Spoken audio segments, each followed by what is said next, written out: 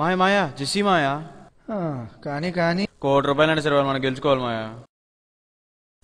20 లక్షలు, 25 లక్షలు, 30 లక్షలు, 40 లక్షలు, 1 కోటి, 1 కోటి 1 రూపాయి, 1 కోటి 10 లక్షలు. ఒరే అల్లుడు, 1 కోటి 10 లక్షల 1 రూపాయి, 1 కోటి 20 లక్షలు. ఒరే ఒరే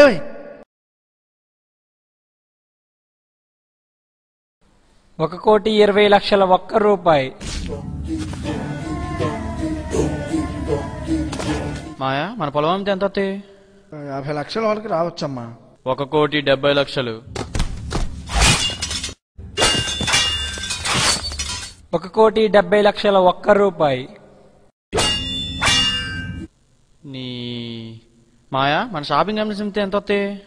80 లక్షలు వస్తాయి కానీ కొంపతీసి అది కూడా అమ్మకానికి పెట్టేస్తావేంట్రా? 2 కోట్ల 50 లక్షలు, 2 కోట్ల 50 లక్షల 1 రూపాయి. మాయా మన ఇల్లు కారు అమ్మితే ఎంత వస్తాయి? ఒరేయ్ నీకు బుద్ధి ఉందా? నువ్వేం చేస్తున్నావు నీకు అసలు అర్థమవుతుందా? నువ్వు ఊరుకో మాయా, నీకేం తెలీదు. ఇది నా పెళ్లి సమస్య కాదు, నా లవ్ సమస్య కూడా. నువ్వు చెప్పకపోతే నేను చచ్చినట్లే. ఒక 50 లక్షలు వస్తుంది నాయన. 3 కోట్లు,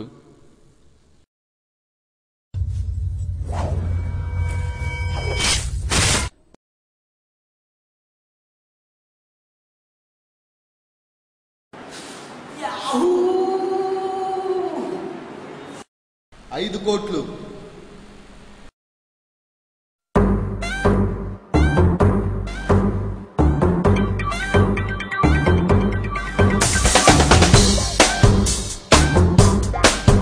5 కోట్లు,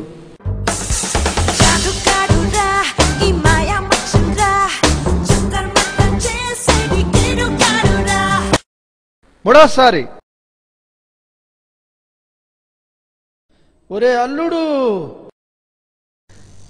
అదండి మన హీరో పరిస్థితి. చూడటానికి సరదాగానే ఉంది కానీ మనము మన పిల్లలు అలాంటి పరిస్థితిలో ఉండాల్సి వస్తే ఇదంతా కల్పించిన స్టోరీయే కదా, మాకు మా పిల్లలకు ఇలాంటి పరిస్థితి ఎందుకు వస్తుంది అని సిల్లీగా కొట్టిపారేస్తున్నారా? అలా అనుకునే వారందరూ దేవడా అనే గ్రామం గురించి తెలుసుకోవాలి. దేవడా రాజపుట్స్ పరిపాలించిన గుజరాత్లోని ఒక గ్రామం. అక్కడి జనాభా 2,000 కానీ అమ్మాయిలు మాత్రం కేవలం 12 మంది. అక్కడ మగాళ్ళకి జన్మనివ్వటానికి తల్లి కావాలి, పెళ్లి చేసుకోవటానికి ఓ అమ్మాయి కావాలి, కానీ ఆ అమ్మాయి కడుపున పుట్టేది మాత్రం అబ్బాయే కావాలి. అమ్మాయి పుడితే చంపేస్తారు. ఆ ఊళ్ళో ఆడవాళ్ళంటే తల్లులే, ఆడపిల్లలు లేరు. ఆ ఊళ్ళో 1890లో ఒక అమ్మాయి పెళ్లి జరిగింది. ఆ తర్వాత 108 సంవత్సరాలకు మళ్ళీ 1998లో ఒక అమ్మాయి పెళ్లి. మళ్ళీ 10 సంవత్సరాల తర్వాత మొన్న మధ్యన ఇంకో అమ్మాయి పెళ్లి జరిగింది. ఈమె, తన పేరు షగున్ సింగ్. ఈ పరిస్థితి కారణం ఆడపిల్ల తీసుకెళ్లేదే కానీ తెచ్చేది కాదు. అలాంటి దాన్ని కనటం పెంచటం అనవసరం అనుకునే అక్కడి ప్రజలది. ఎక్కడో ఉన్న దేవుడా గురించి మనకెందుకు అనుకుంటున్నారా? మన సంగతి చూద్దాం.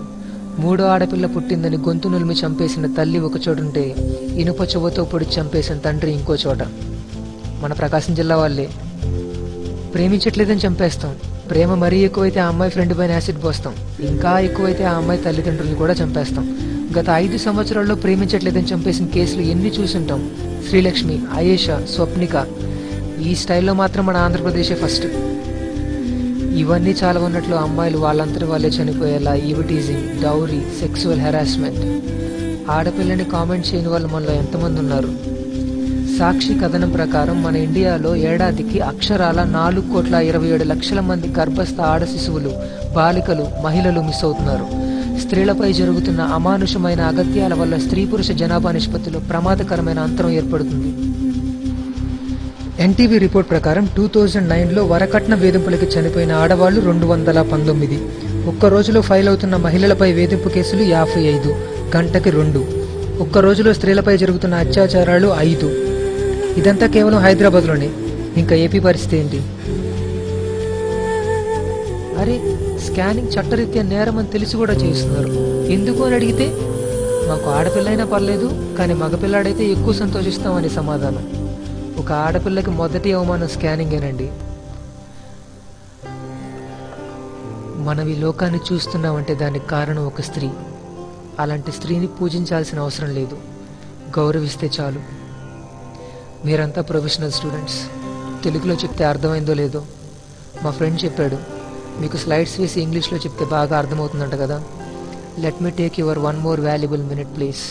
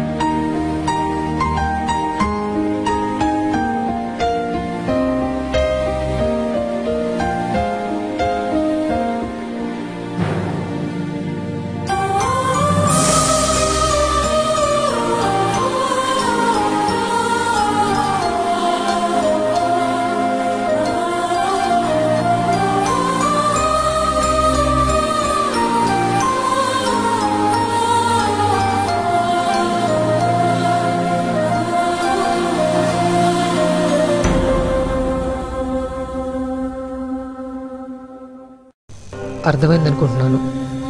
దేవుడు కాలానికి రివర్స్ గెరిచుంటే బాగుండేది కదా. కాలంలో వెనక్కి వెళ్ళి వేధింపబడిన చంపబడిన స్త్రీలకు ఆ దుస్థితి కలగకుండా చేసేవాళ్ళమేమో. కానీ ఆ ఛాన్స్ లేదు. అట్లీస్ట్ ఇక నుంచి అయినా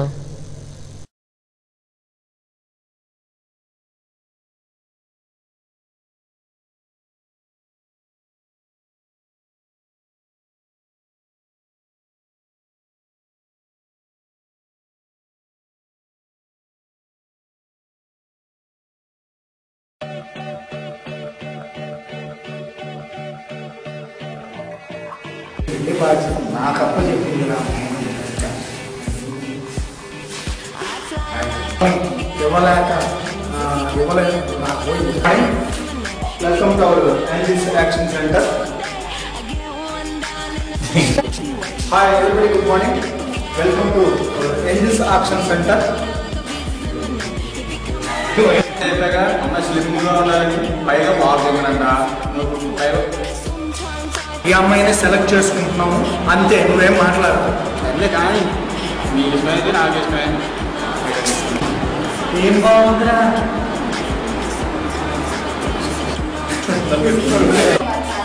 ఒకవేళ ఆరోగ్యం కూడా ట్రైనింగ్